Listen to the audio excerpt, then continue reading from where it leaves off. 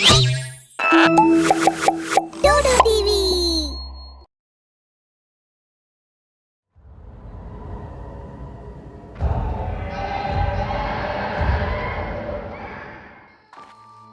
पिंकी के पापा पिंकी को बालों से खींचते हुए घर के अंदर ला रहे थे।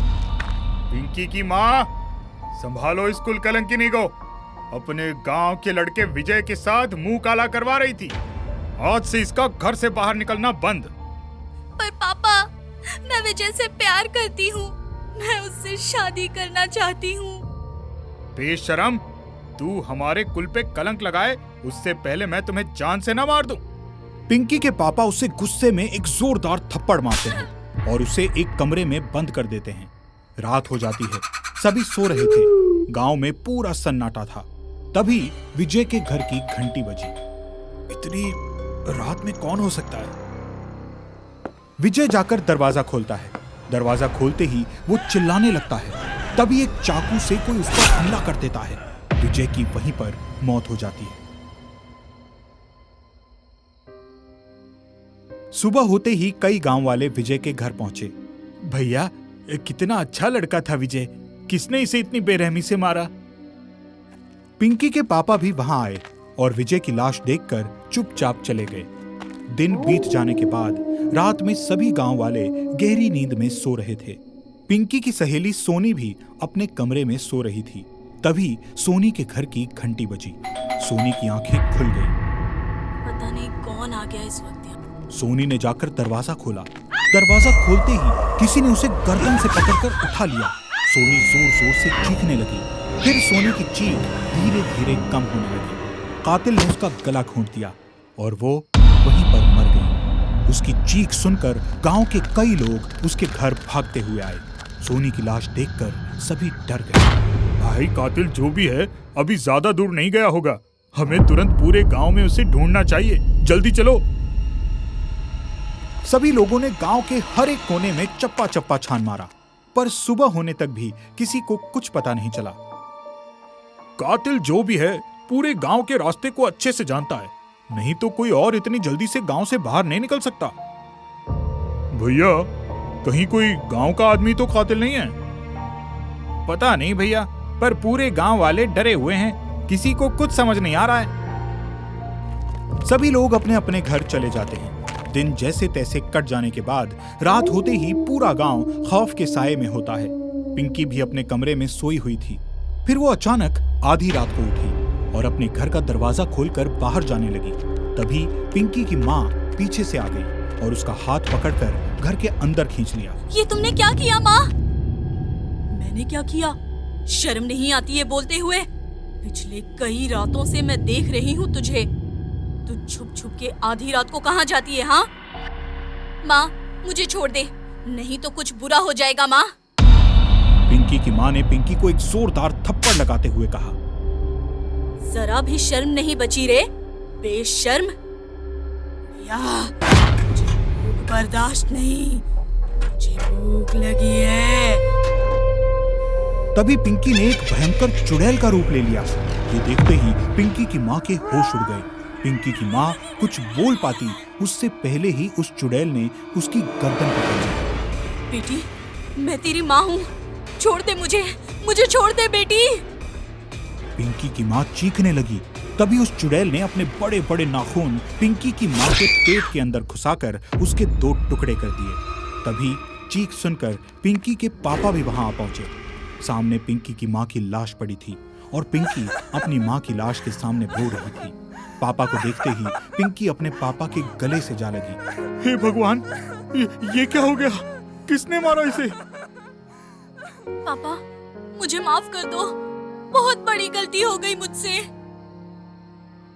क्या बोल रही है तू बेटा? पापा, मैंने ही माँ को मारा है, और सिर्फ माँ को ही नहीं, गांव के जितने भी लोग मरे हैं उन सब की हत्या मैंने की है। ये क्या बोल रही हो तुम? हाँ पापा, मेरे कमरे में एक अखबार पड़ा था। मैंने उसमें एक ऐड पढ़ा था जिसमें लिखा था कि मनचाही मुराद पाएं। बस एक रात की तपस्या से मैंने उस नंबर पर फोन लगा दिया उन्होंने कुछ पैसे भिजवाने को कहे। मैंने उन्हें कुछ पैसे भेज दिए। फिर उन्होंने मुझे कुरियर से एक नरकंकाल के साथ और भी कुछ सामान भिजवाया। साथ ही एक मंत्र भी दिया और पूरी विधि बताई और अमावस्या की रात पूरी विधि के साथ तपस्या करने को बोला। मैंने ठीक वैसे ही किया। तपस्या पूरी होते ही एक भयानक चुड़ैल प्रकट हो गई और बोला कि अब मैं सिद्ध हो चुकी हूँ।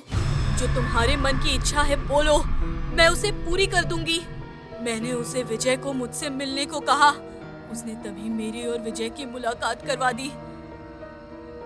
पर जब मैं विजय से मिलकर घर आने लगी तो वो बोली कि अब मुझे खाना चाहिए, मुझे एक इंसान लाकर दो।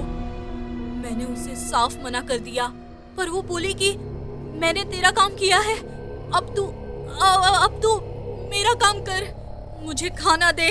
मैंने जब फिर इनकार कर दिया तो वो मेरे अंदर प्रवेश कर गई और मेरे ही हाथों विजय की हत्या करवा दी। तब से उसे जब भी भूख लगती है मेरे अंदर प्रवेश कर जाती है और मेरे हाथों सबका कत्ल करवा देती है।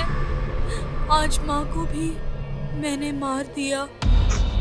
पिंकी रोने लगी। ये सब सुनते ही पिंकी के पापा सोच में डूब गए। तभी उन्होंने कहा, अब हमें सिर्फ बाबा सिद्धेश्वर नाथ ही बचा सकते हैं, चलो जल्दी। दोनों सिद्धेश्वर बाबा के पास पहुंचे। पिंकी के पापा ने सारी बातें बाबा को बताई। बाबा ने अपना अंगूठा पिंकी के सिर पर रखा। बाबा की उंगली जलने लगी। इसने बीज मंत्र का जाप कर एक चुड़ैल को सिद्धि दे दी है। वो चुड़ैल काफी ताकतवर हो चुकी है, उसे मिटाना तो असंभव है।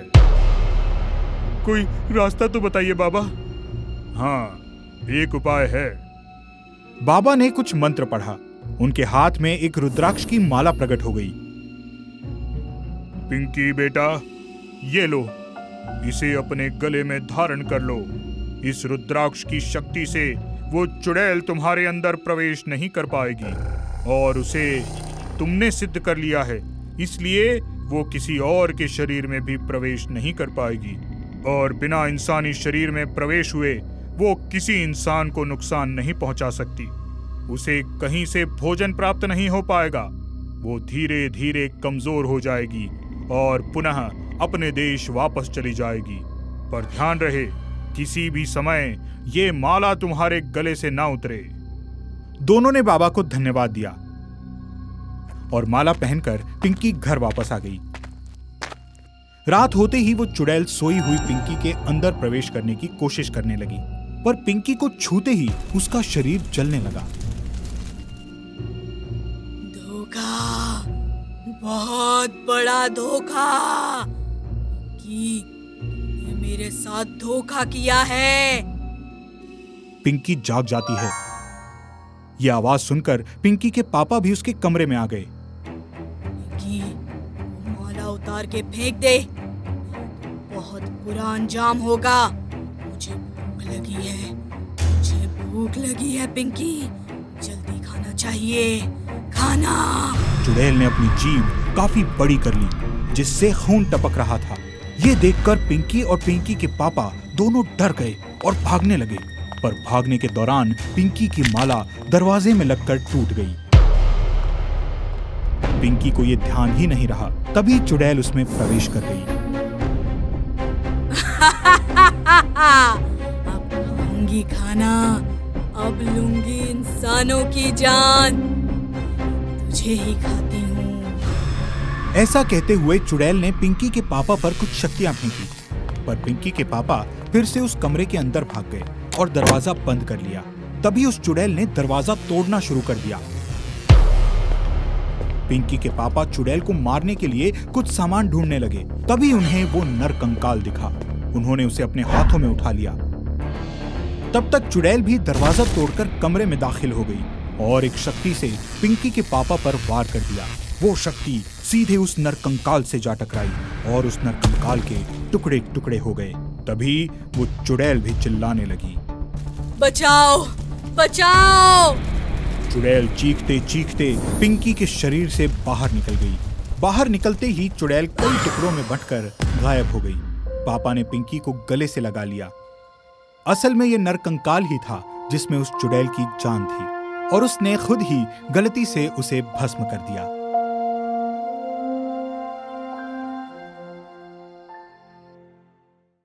अगर आपको हमारी वीडियो पसंद आई है तो ऐसी और भूतिया वीडियोस देखने के लिए हमारे चैनल को सब्सक्राइब करें, अभी बेल आइकन दबाएं क्योंकि डरना जरूरी है।